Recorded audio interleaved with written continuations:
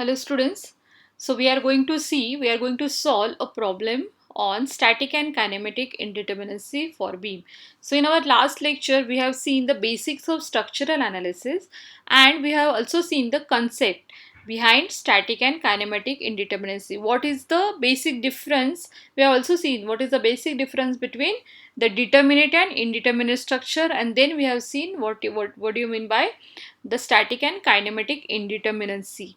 Okay, so here in this particular chapter, in this particular lecture, we are going to see what is the static and kinematic indeterminacy for beam. Okay, so we are going to solve a single problem, and for that problem we are going to calculate what is the static and kinematic indeterminacy. Then we'll again do the same thing for the second question. Okay, so already let's have a quick review that what is the degree of static indeterminacy. Okay, so number of equations required over and above the equations of static equilibrium for the analysis of structure is known as degree of static indeterminacy or degree of redundancy of the structure. Okay, so whatever number of equations, extra equations what we require, so basic equilibrium equations we know it's 3. So whatever extra equations we require, that becomes as degree of redundancy or degree of indeterminacy, static indeterminacy. Coming to the kinematic indeterminacy, it is nothing but degree of freedom. Okay, so like I told you, free end means there will be 3 direction or rotation will be there, freedom will be there. So 3 is the for free end, kinematic indeterminacy is 3. For roller end it is 2. So this is all I explained in last class. Okay, now let's see some questions for the beams. Okay,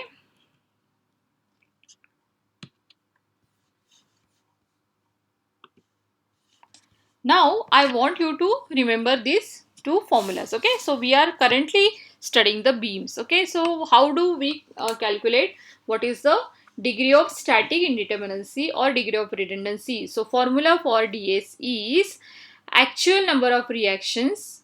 Okay, whatever the reactions for that particular beam, then what are the available equations of equilibrium, and if any internal hinges, then we are going to consider that also. And for the same beam we are going to find out what is the kinematic indeterminacy or degree of freedom. Okay, so we are going to use this formula, that 3j minus r plus number of internal hinges, whereas j is the joint, number of joints in a beam, r is number of reactions. Okay, so let's consider the first beam.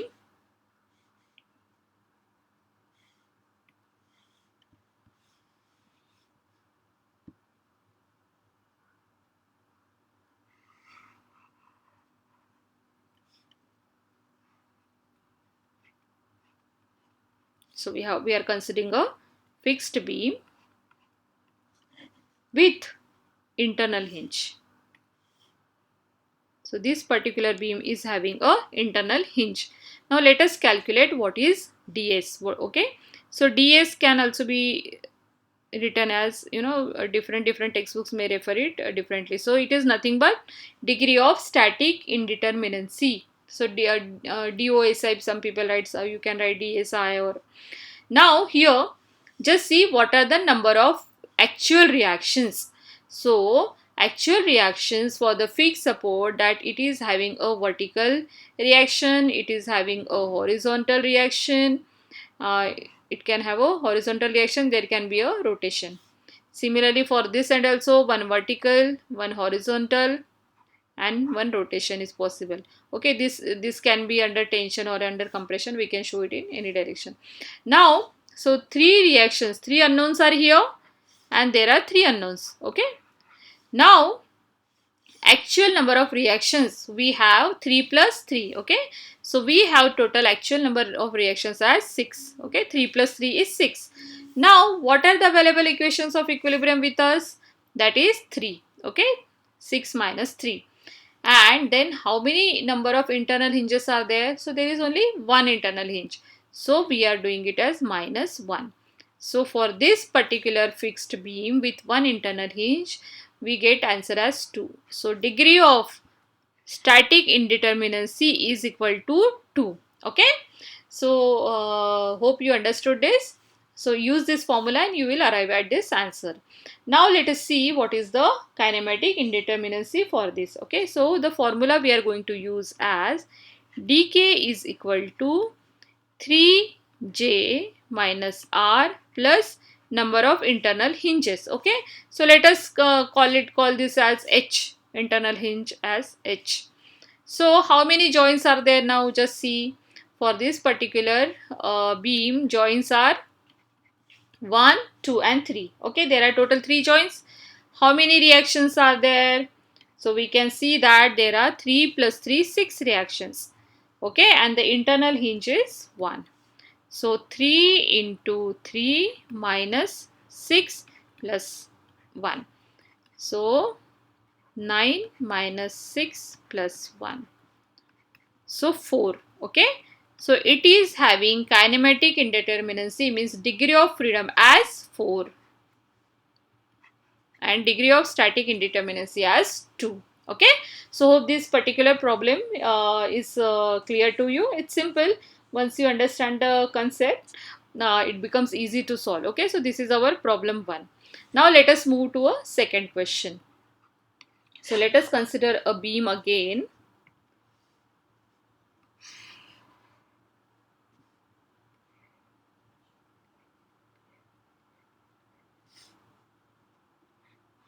So for this particular beam, one end is fixed, other end is hinged, and there is also one internal hinge over here, and there is also one roller support. Okay, so this is a type of beam. Now again, for this particular beam, let us find out what is the ds and what is dk. Okay, what is degree of static indeterminacy or degree of redundancy. So let us see how many reactions are there. So here I can see that because it is hinge support, there will be 2 reactions, 1 and 2 reactions here. And because this is roller support, there will be 1 reaction here, and this is fixed end, so there will be 3 reactions. So total reactions available for this particular beam, actual number of reactions available are 2 plus 1 plus 3. Okay, these are the actual number of reactions available. Now how many available equations of equilibrium with us? That is 3. How 3? I hope you remember.